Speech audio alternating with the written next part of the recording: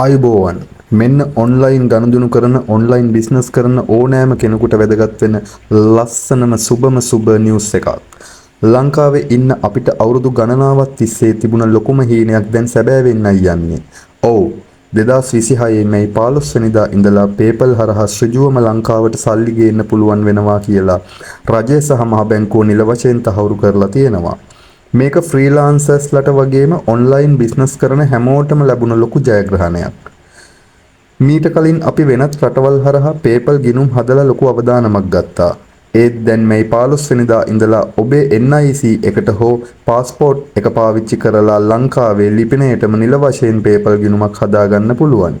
ඒ වගේම BOC සම්පත් commercial වගේ ඕනෑම දේශීය බැංකු ගිණුමකට ඔබේ මුදල් ඍජුවම ලබා ගන්න පහසුකම ලැබෙනවා.